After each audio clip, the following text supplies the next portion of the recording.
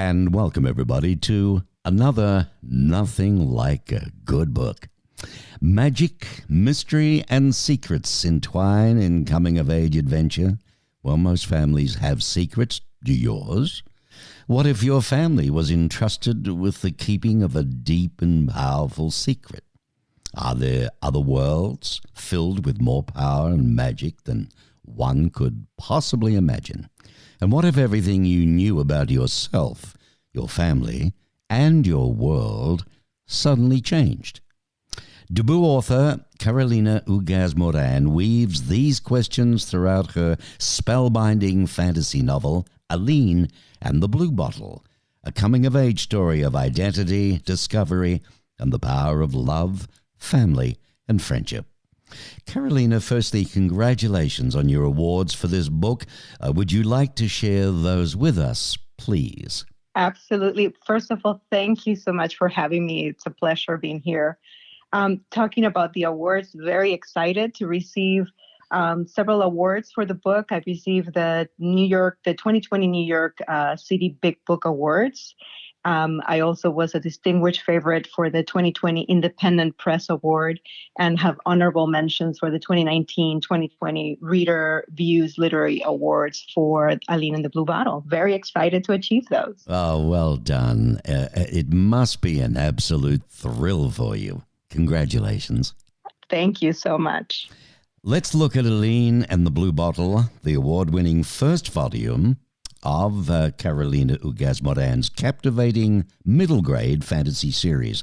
It's told through the eyes of Aline, somewhat of a misfit, who's bullied and ostracized. Aline is different than her peers. Carolina, in what way? She is different. I think there's many layers to Aline, but from an appearance perspective, she's very tall, unusually tall for a girl her age. And that is immediately picked up by her peers. And because of the many layers that she has, she's also easy pickings. So she reacts or sometimes doesn't react in the best way that is acceptable by her peers. And they notice this and push those buttons and push her away. So that's what she experiences. Little sad there. She's well loved, isn't she, by her mother, grandmother, and the dogs, her doggies. But she longs for acceptance and friendship and struggles to understand why she just doesn't fit in anywhere. I mean, you're very unique and beautiful, Aline's grandmother tells her, and being unique is a very good thing, but it can be very lonely, can't it? Absolutely. And that is one of the many layers that Aline has to figure out on her own. And I think it reflects us as humans, not just kids, trying to understand what makes us stand out and being in agreement or okay with this. So then we can accept who we are and move forward, regardless of what society thinks. And I thought it was important for kids to hear this and find pieces of it, or adults find pieces of themselves in this and see how can I find my own uniqueness and embrace it. Well, one of the critics I do respect is John Kelly at the Detroit Free Press. With all the other accolades and awards you've been getting, we might as well add a 5-star review. It's a perfect story for middle schoolers who are also coming of age and finding their place in the world. It's a modern-day fantasy that follows the title character through many different worlds and encounters. You fall in love with Aline and the other characters she comes across on her epic adventures in this world and the next. Nice. Now, you were born in Spain, lived in Argentina, Venezuela, Puerto Rico, and Peru before moving to the United States at the age of 14 years of age. Now, you know what it's like to be an outsider. Is that correct? That is absolutely correct. That I think every author, I don't think I know every author, and I can speak for myself, sprinkles pieces of them in the book. And my experience of moving from country to country, the good and the bad, the beautiful and the ugly, it's absolutely sprinkled in the books. And was ostracized, but sometimes, as much as I was ostracized, I was also accepted and appreciated. And I had to learn to accept and appreciate different cultures and sort of blend in without losing me. And that's many of the many reasons, or the many aspects of working with other humans and other people that I wanted to capture the best that I could in the books. I thought there was a little bit of you in there, you know. I mean, as a child, you did move around. You were bullied, weren't you? Often bullied, in fact. The only constant was your family. Correct. Now you've got a family of your own, and they're very constant. There's a lot to be said about the simple power of love and family. Correct. It is one of the biggest messages in the book, as much as another big message in the book is diversity and inclusion. So I do try to play, out of all the cultures that I moved in and that I experienced, and the beauty and the history and the power there is in culture and language, I also wanted to show that if we only isolate our cultures and our races, we cannot, I believe, grow further or push ourselves further as human beings. And I wanted to use magic and magical powers and energy to illustrate this, showing how if these creatures, adults and the creatures, do not expand the acceptance or the diversity, acknowledge the beauty in the diversity, but are even not included or including this diversity in their cultures, in their clans, and in their different races, they may not be appreciating the beauty of love in the magic, or the beauty of the magic itself, and pushing their powers even further.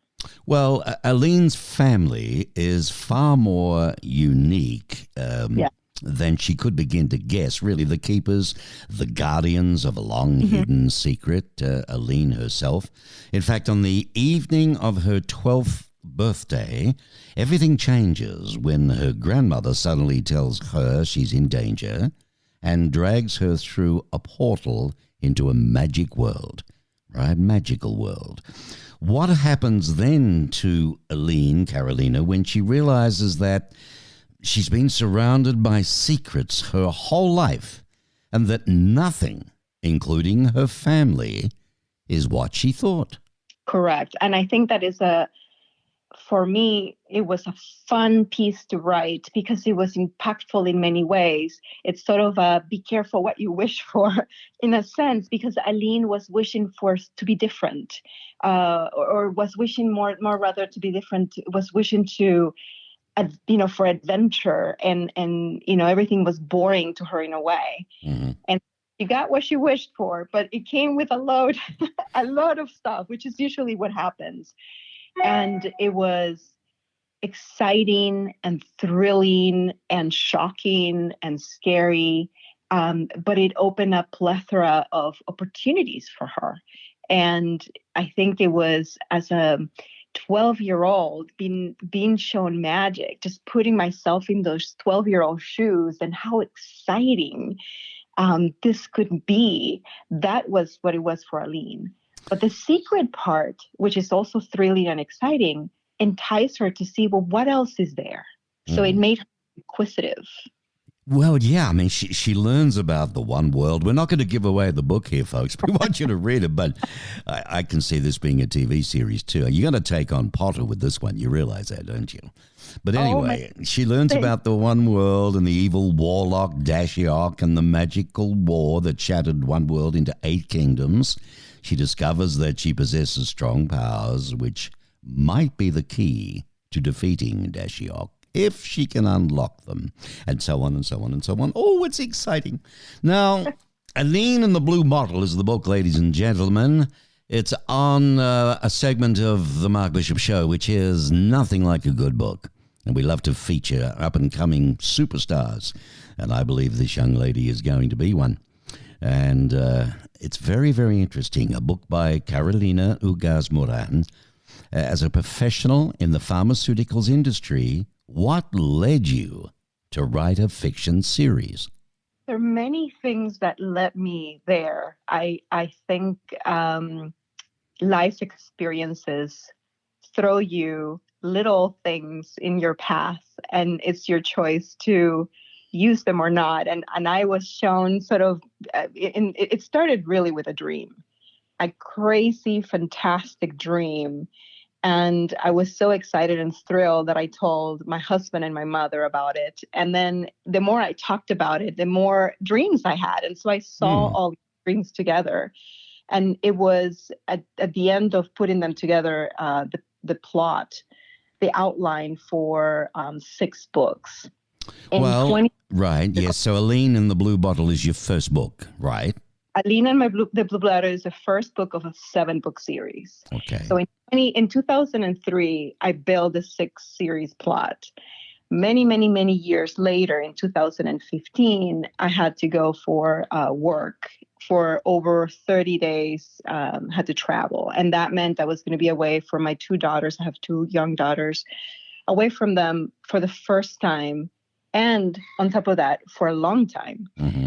And so I decided this is a tradition that we have, is that rather than reading bedtime stories, we create bedtime stories. And so I put together a 30+ day bedtime story for them. And I absolutely loved it. They loved it too. I absolutely loved this. And then I realized this was a piece I was missing from my original story for Aline. And so I combined these 2 pieces of the puzzle together that have several years apart between them, and rewrote what I had already put together. So it required a lot of work, but that led to the 7-book series that I have today. Well, there you go. See, it's not every child that can say at school, well, my mummy, she actually writes and then tells us a story. She doesn't have to buy any books to read to us. She writes then and there on the spot. Well, as a child, you lived in Spain, Argentina, and Venezuela, along with Puerto Rico and Peru, and eventually the United States. What was it like to live in and experience so many different cultures?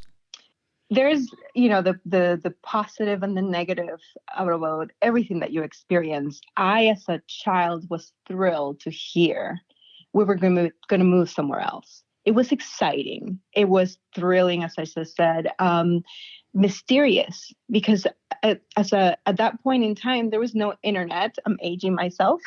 There was no internet, no way to figure out where am I going to. So it was totally and completely a surprise. Right.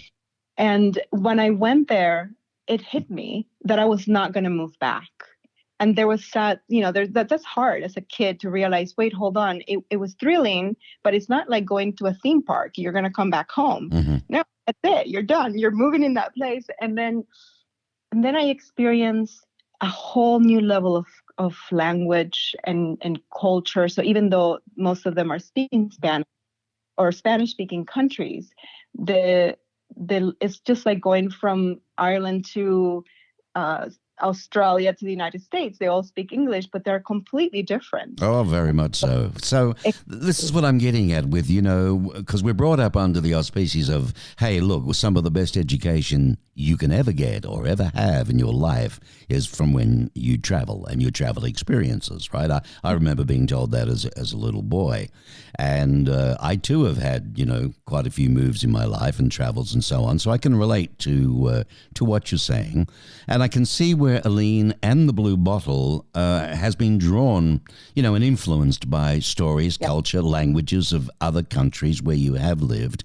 And as a Hispanic professional woman, an author, are any of your personal experiences reflected in the character and the story of Aline? Definitely the story of Aline. My experiences and my exposures, or hearing other people's experiences and exposures, is what builds it. In addition, as building that, the stories from there is also propelled by imagination, and so it definitely has to have some substance to fall back on, and that is experience. So I can say, out of all these moves, as I was mentioning, going and the excitement and the thrill, but also the struggles, it's applied in the book that I face, the struggles that I face as I moved around.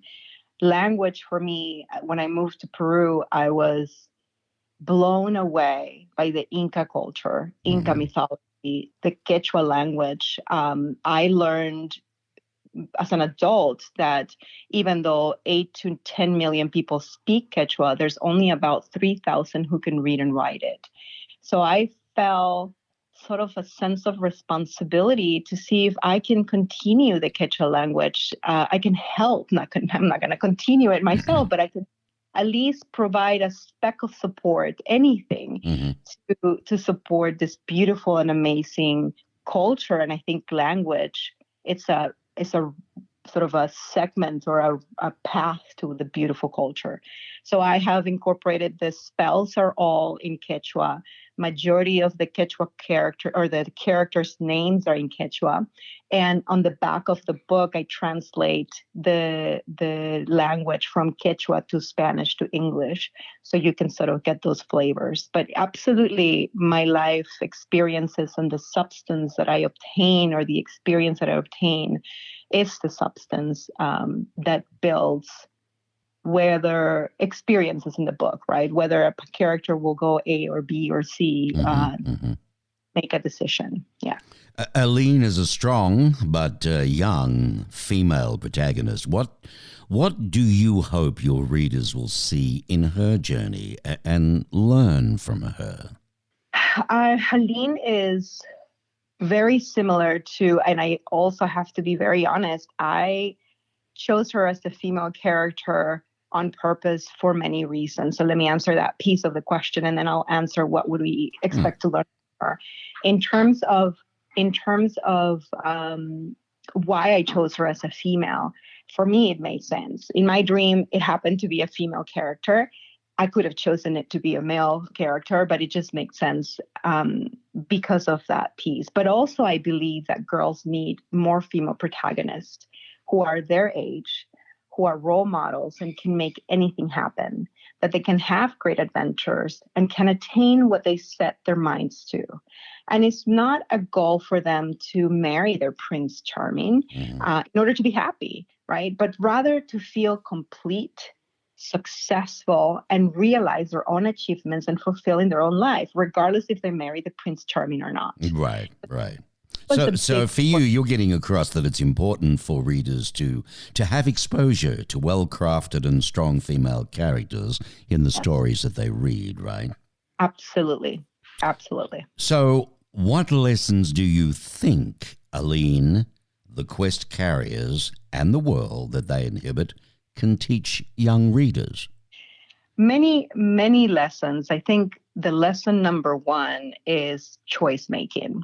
And including the disposition, and this is where Aline falls in my opinion, very clearly, is the disposition that you have when making a choice is also a choice. Meaning you can go through this experience happy while you make the choice, or you can choose to be miserable or sad or grumpy while you make this choice. You're going to have to make the choice regardless. So might as well have a better attitude. It will make the difference, a world of difference, right, as you go through this experience. So that's one of them. Very good. Earlier, diversity and inclusion is another one. How do we find the beauty in different cultures and races and people in order to make us as a human being collectively better? And appreciating other cultures and languages. I think you've hit the nail on the head, to be honest with you. It's very well put. And I think the kids today aren't being brought up in some specific areas with that line of thinking. And if they did, there'd be some differences.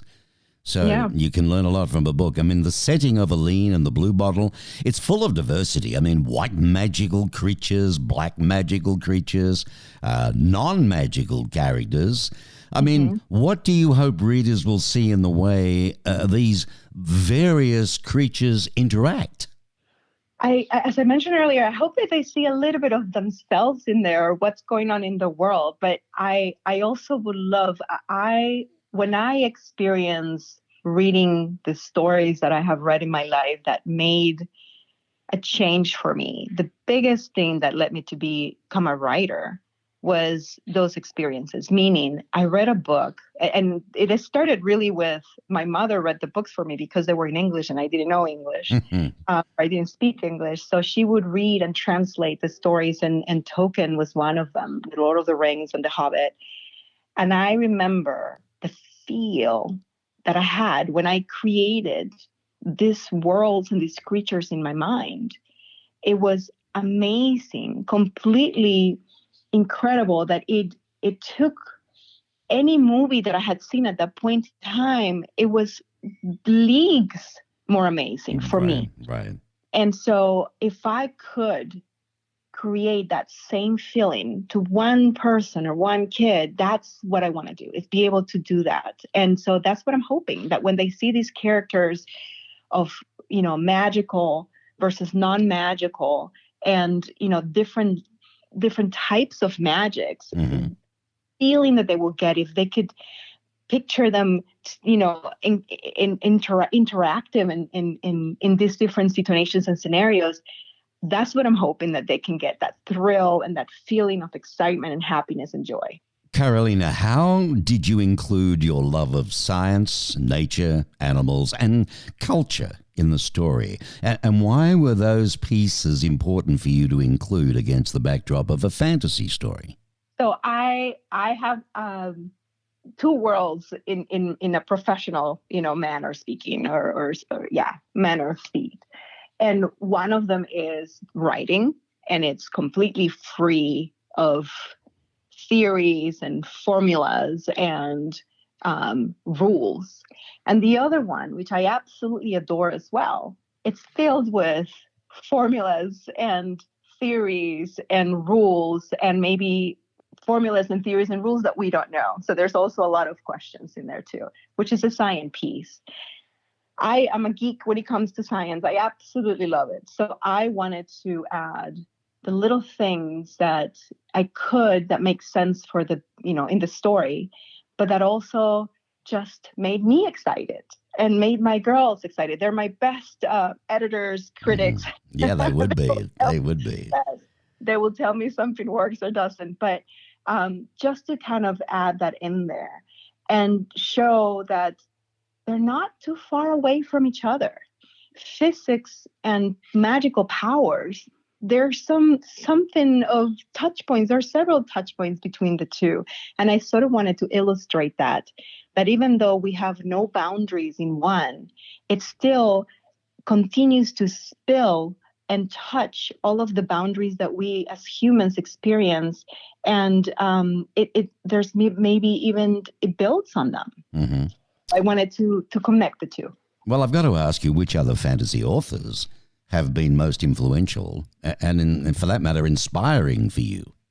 Yeah, I just mentioned Tolkien. For me, it was the first book that I experienced. I believe I was 12, 11 or so years old when my mother read me, translated for me Tolkien's different, the books. Mm-hmm. And I was blown away because I have read multiple stories, but none of them were fantasy. There were fantastic stories. They were all in Spanish that I absolutely adore. But they were realistic, right? There were adventures of kids or people in the real world, very close to real time. And so that was a huge contrast for me. I would say there were a lot of Spanish authors that also inspire me, mm-hmm. and that I very much like, and they write in the styles of fantasy yet realism. So Garcia Marquez, there's so many of them, to be honest, that I have been inspired by, and that I still hold to this day. Their beauty of their works. Well, hopefully you're going to be part of that. You already are a part of that list. The people who will refer to you in time. It's a 7-book series? Yes, I did. Okay, so the first is Aline and the Blue Bottle, which we've covered today. When will the second book in the series, Aline and the Queen of the Crones, Crons or Crones? Crones. Crones. When will that be released? That will be released, hoping earlier next year. So around February is the time that I'm trying to shoot. I'll keep people posted, but if you have any questions, you can absolutely reach out. But February of next year is when Aline, the Queen of the Crones, will be coming out. Have you been approached at all by anybody with a reference to perhaps, the video side of things with this? Not yet. I'm hoping anybody who's interested will reach out to me. Absolutely. I'll be happy to chat about. Okay. All right. Well, I might just do that. I've got a lot of faith in what you've done here. I think it's got big merit, and I think it could go places. Aline and the Blue Bottle. Aline and the Blue Bottle is the name of the book by Carolina Ugaz-Morán, and it's available paperback, in fact, ebook as well. Amazon, of course, right? Yes, you can find the books in Amazon. You can also go to my website if you have any questions at www.adventuresofaline.com. Aline is spelled A-L-I-N-E. And you can also find the books in Walmart and Target online. So if you go to their websites, my books are there. Adventures, give me that again, if you would. Your website. Sure. www.adventuresofaline.com. All together. All right. And it's E-L-I-N-E? Aline is A-L-I-N-E. That's what I thought. I mean, I'm looking at Aline on the front cover of it, and I thought you said Eileen. I wanted to be sure of that. Oh, folks, no, it's Aline, A-L-I-N-E. So adventuresofaline.com. Correct. Thank you. That's the name of the site, and the book can be got there. And you're personable enough. I think you'll answer questions for people if they write to you. That's a good thing to do. Absolutely. But well done. I mean, congratulations to you again, Carolina, and all the very, very best with your future and the series of the books, okay? Thank you so much. Very much appreciate, Mark, to invite me here. It's been a pleasure chatting with you. You've got it. Nothing like a good book, and Aline and the Blue Bottle is well and truly a good book.